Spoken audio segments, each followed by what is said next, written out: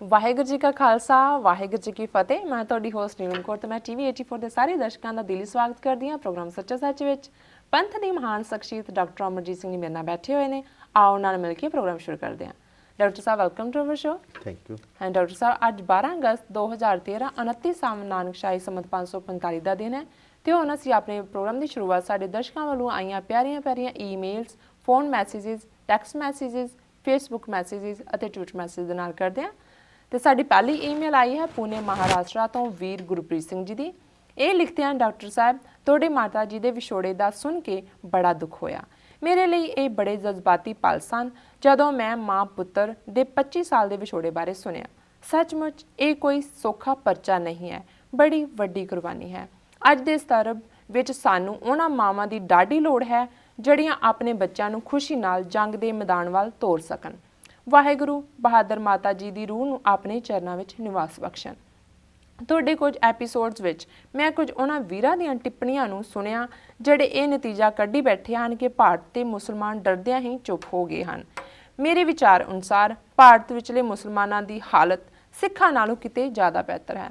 ਮੇਰੇ ਵਿਚਾਰ ਅਨੁਸਾਰ ਗੁਲਾਮ ਉਹ ਹੁੰਦਾ ਹੈ ਜਿਸ ਦੀ ਕੋਈ ਪਛਾਣ ਨਾ ਹੋਵੇ ਅਤੇ ਜਿਸ ਕੋਲ ਕੋਈ ਹੱਕ ਨਾ ਹੋਣ। ਇਸ ਸੰਦਰਭ 'ਚ ਕਦੀ ਕਿਸੇ ਨੇ ਮੁਸਲਮਾਨਾਂ ਦੀ ਵੱਖਰੀ ਪਛਾਣ ਤੇ ਸਵਾਲੀਆ ਚਿੰਨ੍ਹ ਨਹੀਂ ਲਾਇਆ। ਇਹੀ ਕਾਰਨ ਹੈ ਕਿ ਉਹਨਾਂ ਨੂੰ ਬਿਨਾਂ ਕਿਸੇ ਹੀਲ ਹੁਜਤ ਦੇ ਮੁਸਲਿਮ ਪਰਸਨਲ ਲਾਅ ਮਿਲ ਗਿਆ। ਇਸ ਦੇ ਉਲਟ ਸਿੱਖਾਂ ਨੂੰ ਇੱਕ ਵੱਖਰਾ ਧਰਮ ਵੀ ਨਹੀਂ ਮੰਨਿਆ ਗਿਆ ਅਤੇ ਹਿੰਦੂਆਂ ਨਾਲ ਨੂਰ ਦਿੱਤਾ ਗਿਆ। ਬਹੁਤ ਸਾਰੇ ਸਿੱਖ ਇਸ ਵਿੱਚ ਹੀ ਬੜਾ ਆਨੰਦ ਮਹਿਸੂਸ ਕਰਦੇ ਹਨ।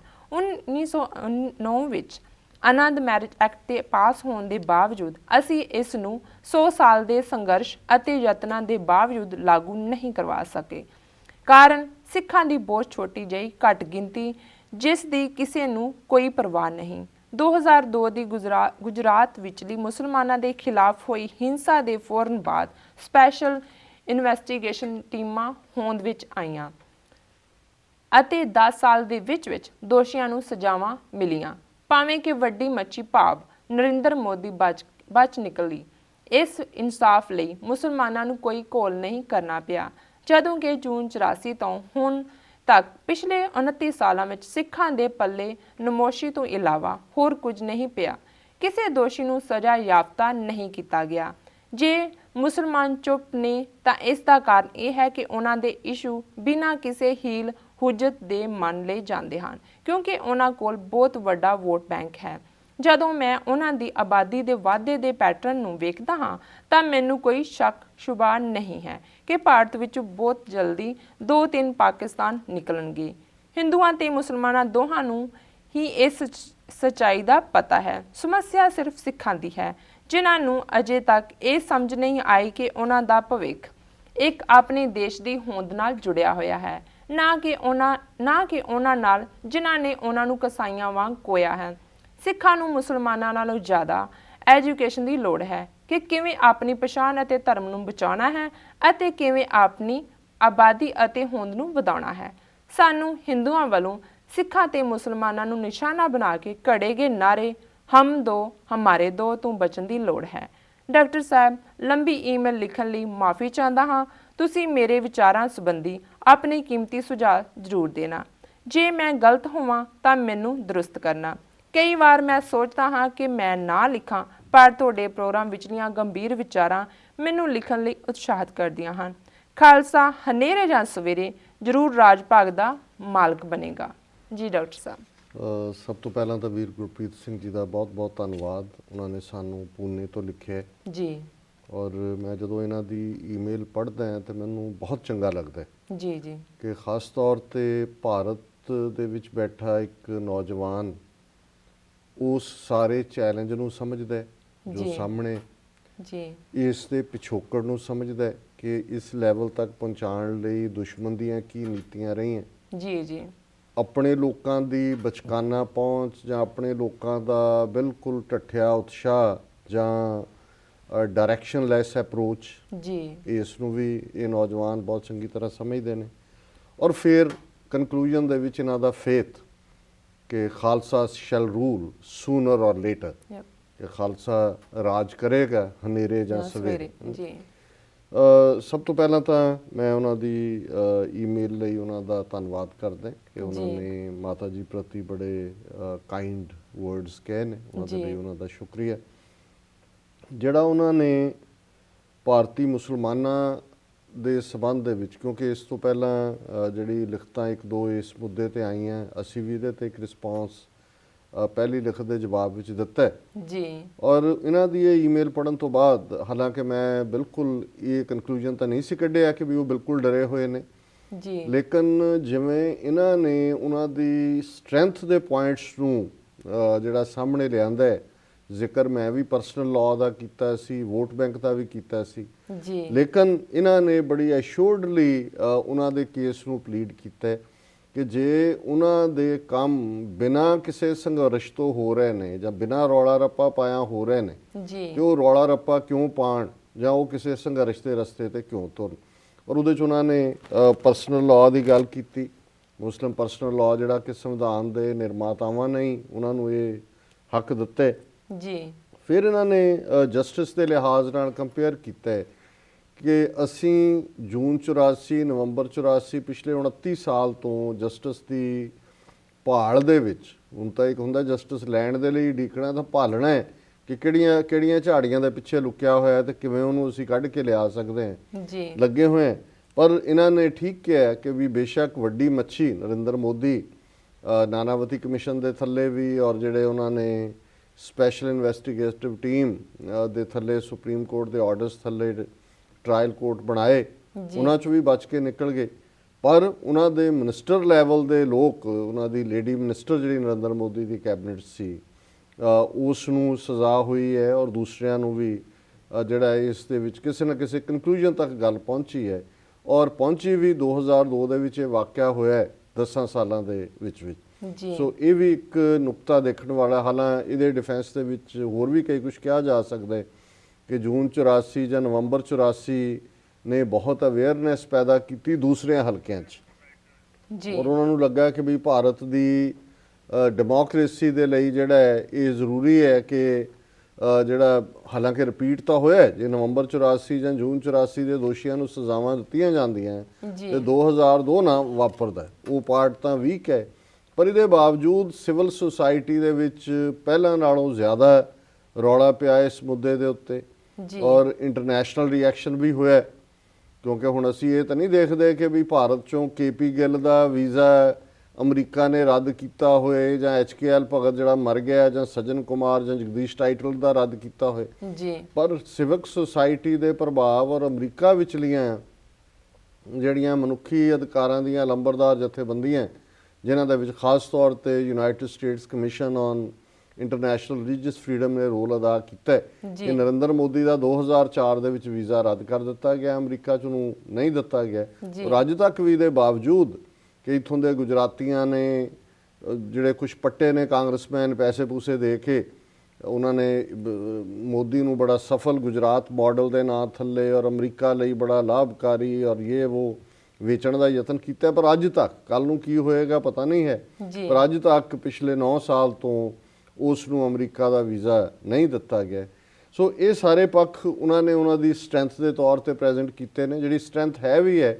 ਪਰ ਇਹਦੇ ਬਾਵਜੂਦ ਅਸੀਂ ਸਮਝਦੇ ਹਾਂ ਕਿ ਜਿਹੜਾ ਮੁਸਲਮਾਨਾਂ ਦਾ ਪੱਖ ਹੈ ਭਾਰਤ ਦੇ ਵਿੱਚ, ਜਿਹੜੀ ਲੜਨ ਦਾ ਇਨਸਟਿੰਕਟ ਹੈ, ਦੇਖੋ ਇਹਦੇ 'ਚ ਕੋਈ ਸ਼ੱਕ ਨਹੀਂ ਹੈ ਕਿ ਗੁਜਰਾਤ ਦੇ ਵਿੱਚ ਵੀ ਇੱਕ ਤਰਫਾ ਸਟੇਟ ਨੇ ਹੀ ਆਰਗੇਨਾਈਜ਼ ਕੀਤਾ ਮੁਸਲਮਾਨਾਂ ਦਾ ਮੈਸੈਕਰ। ਗੋਧਰਾ ਕਾਂਡ ਵੀ ਜਿਹੜਾ ਇੱਕ ਬਨੌਟੀ ਗੱਲ ਸੀ ਸਾਰੀ ਜੀ। ਪਰ ਇਹਦੇ ਨਾਲ ਜੇ ਤੁਸੀਂ ਅਦਰਵਾਈਜ਼ ਪੈਟਰਨ ਦੇਖੋ ਹਿੰਦੁਸਤਾਨ 'ਚ ਪਿਛਲੇ 66 ਸਾਲ ਦੇ ਵਿੱਚ, ਤਾਂ ਫਿਰ ਇਹ ਗੱਲ ਸਾਹਮਣੇ ਆਏਗੀ ਕਿ ਜਿਵੇਂ ਸਾਡੇ ਨਾਲ ਤਾਂ ਨਵੰਬਰ 84 ਦੇ ਵਿੱਚ ਇੱਕ ਪਾਸਾ ਹੋਇਆ, ਤਾਂ ਸਾਨੂੰ ਨਜ਼ਰ ਆਇਆ ਕਿ ਭਾਈ ਕਿਵੇਂ ਸਟੇਟ ਟੈਰਰਿਜ਼ਮ ਹੁੰਦਾ ਹੈ ਜਾਂ ਸਟੇਟ ਕਿਵੇਂ ਜੈਨੋਸਾਈਡ ਆਰਗੇਨਾਈਜ਼ ਕਰਦੀ ਹੈ। ਸੋ ਮੁਸਲਮਾਨਾਂ ਦੇ ਹਵਾਲੇ ਨਾਲ 1960ਵਿਆਂ 'ਚ 70ਵਿਆਂ 'ਚ ਅਹਿਮਦਾਬਾਦ ਹੋਏ, UP ਬਿਹਾਰ ਹੋਏ, ਇਹ ਸਾਰੇ ਦੇ ਵਿੱਚ ਜਿਹੜੇ ਨੇ ਅਕਸਰ ਕਿਲਿੰਗਸ ਮੁਸਲਮਾਨਾਂ ਦੀਆਂ ਹੁੰਦੀਆਂ ਰਹੀਆਂ ਨੇ।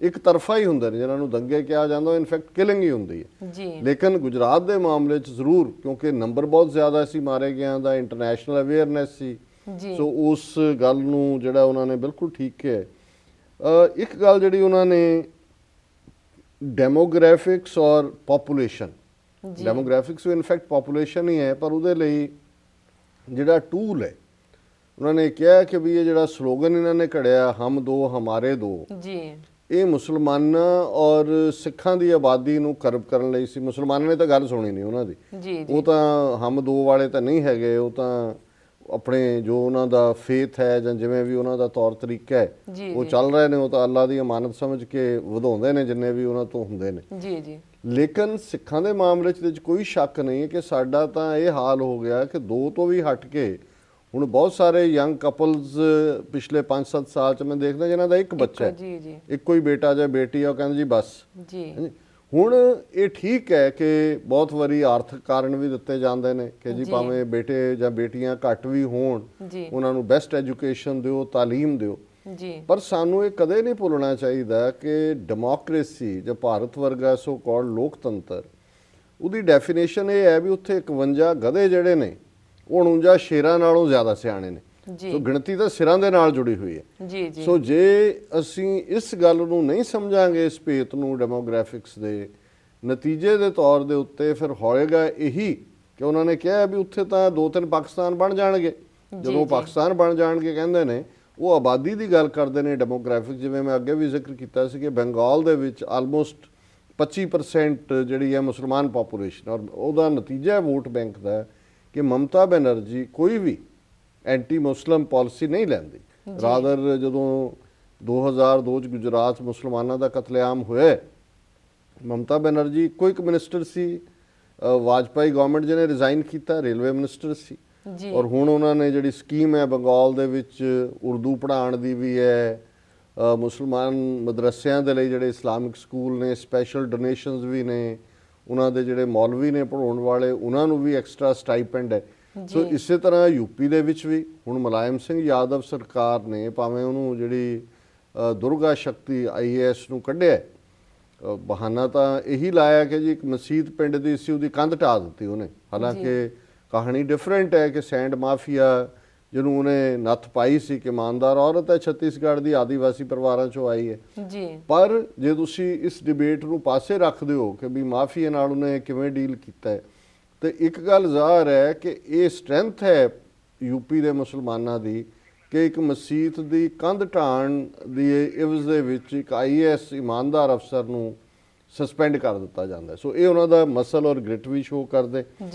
ਔਰ ਜਿਹੜੀ ਗੱਲ ਉਹਨਾਂ ਨੇ ਕਨਕਲੂਜਨ ਦੇ ਵਿੱਚ ਕਹੀ ਕਿ ਵੀ ਅਸੀਂ ਬਚਦੇ ਹਾਂ ਕਿ ਵੀ ਕਿਸੇ ਡਿਬੇਟ ਦੇ ਵਿੱਚ ਨਾ ਆਈਏ ਜਾਂ ਨਾ ਲਿਖੀਏ, ਬਟ ਇੰਨੇ ਇੱਕ ਕੰਪੈਲਿੰਗ ਹੁੰਦੇ ਨੇ ਸਾਡੇ ਪ੍ਰੋਗਰਾਮ ਕਿ ਉਹ ਉਤਸ਼ਾਹਤ ਹੁੰਦੇ ਨੇ। ਮੈਂ ਸਮਝਦਾ ਵੀ ਵੀਰ ਗੁਰਪ੍ਰੀਤ ਸਿੰਘ ਸਾਨੂੰ ਜ਼ਰੂਰ ਲਿਖਣ। ਅਸੀਂ ਤਾਂ ਸਮਝਦੇ ਹਾਂ ਕਿ ਅਸੀਂ ਗੰਭੀਰ ਜਿਹੜੀ ਵਿਚਾਰ ਹੈ ਜਾਂ ਡਿਬੇਟ ਹੈ ਉਸ ਨੂੰ ਆਧਾਰ ਬਣਾਉਣਾ ਚਾਹੁੰਦੇ ਹਾਂ। ਚਲੋ ਬਹੁਤ ਸਾਰੀ ਸਿਫਤ ਵੀ ਹੁੰਦੀ ਹੈ, ਕੋਈ ਕ੍ਰਿਟਿਸਿਜ਼ਮ ਵੀ ਹੁੰਦਾ ਹੈ, ਉਹ ਹਿੱਸਾ ਹੈ, ਉਹਨੂੰ ਅਸੀਂ ਐਂਟਰ ਵੀ ਕਰਦੇ ਹਾਂ ਆਪਣੀਆਂ ਡਿਸਕਸ਼ਨਸ ਦੇ ਵਿੱਚ, ਉਸ ਨੂੰ ਥਾਂ ਵੀ ਦਿੰਦੇ ਹਾਂ। ਪਰ ਸਾਡਾ ਮਕਸਦ ਸੱਚੋ ਸੱਚ ਰਾਹੀਂ ਇਮਾਨਦਾਰ ਔਰ ਬੌਧਿਕ ਲੈਵਲ ਦੀ ਡਿਬੇਟ ਕਰਨਾ। ਔਰ ਮੈਂ ਸਮਝਦਾ ਹਾਂ ਵੀ ਵੀਰ ਗੁਰਪ੍ਰੀਤ ਸਿੰਘ ਬਹੁਤ ਹੀ ਸੁਲਝੇ ਹੋਏ, ਬੜੇ ਸਿਆਣੇ ਔਰ ਹਰ ਗੱਲ ਨੂੰ ਬੜੀ ਬਰੀਕੀ ਤੱਕ ਜਾ ਕੇ ਦੇਖਣ ਵਾਲੇ ਨੇ।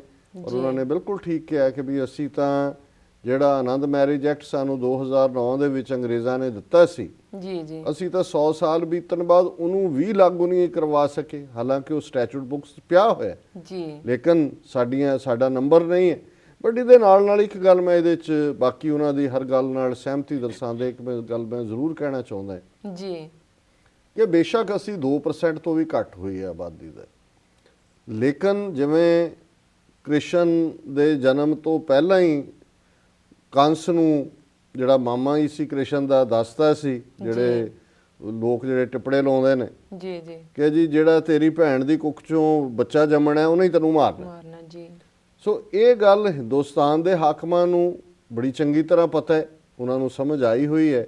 ਇਹ ਗੱਲ ਹੀ ਮੁਗਲਾਂ ਨੂੰ ਵੀ ਸਮਝ ਆ ਗਈ ਸੀ ਔਰ ਅਫਗਾਨਾਂ ਨੂੰ ਵੀ ਆਈ ਸੀ। ਇਸ ਲਈ ਉਹ ਸਾਡੀ ਨਸਲਕੁਸ਼ੀ ਦੇ ਪਿੱਛੇ ਇੱਕ ਤੋਂ ਬਾਅਦ ਇੱਕ ਵਾਰ ਪੈਂਦੇ ਸੀ ਕਿ ਵੀ ਇਹ ਜਿਹੜੀ ਪ੍ਰੋਗਰਾਮਿੰਗ ਕੀਤੀ ਹੈ 10ਵੇਂ ਪਾਤਸ਼ਾਹ ਨੇ ਖਾਲਸੇ ਦੇ ਵਿੱਚ, ਵੀ ਖਾਲਸਾ ਕਦੇ ਗੁਲਾਮੀ ਨਹੀਂ ਕਬੂਲਦਾ, ਗਿਣਤੀ ਘਟ ਜਾਏ ਵੱਧ ਜਾਏ, ਤੇ ਉਹੀ ਜਿਹੜੀ ਆਜ਼ਾਦੀ ਸਪਿਰਿਟ ਵਾਲਾ ਖਾਲਸਾ ਹੈ ਅਲਟੀਮੇਟਲੀ ਦੁਸ਼ਟ ਨੂੰ ਸਜ਼ਾ ਯਾਫਤਾ ਕਰਦਾ ਹੈ ਤੇ ਗਰੀਬ ਦਾ ਪ੍ਰਤਪਾਲਕ ਬਣ ਕੇ ਰਾਜ ਸ਼ਕਤੀ ਨੂੰ ਪਲਟਾਉਂਦਾ ਹੈ ਉਸ ਧਰਤੀ ਤੋਂ, ਜੀ ਮੁਗਲਾਂ ਨੂੰ, ਅਫਗਾਨਾਂ ਨੂੰ, ਅੰਗਰੇਜ਼ਾਂ ਨੂੰ।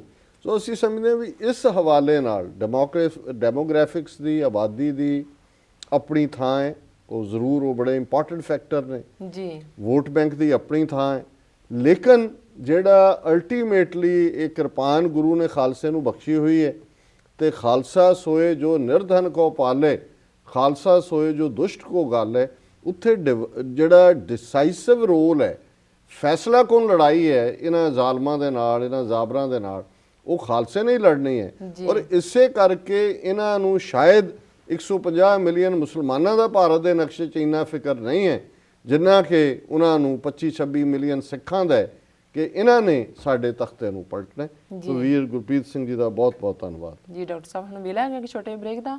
ਵੀਅਰਸ ਵਿਚਾਰਾਂ ਦਾ ਸਿਲਸਿਲਾ ਇਸ ਤਰ੍ਹਾਂ ਚੱਲਦਾ ਰਹੇਗਾ। ਮਿਲਦੇ ਹਾਂ ਇੱਕ ਛੋਟੇ ਬ੍ਰੇਕ ਤੋਂ ਬਾਅਦ।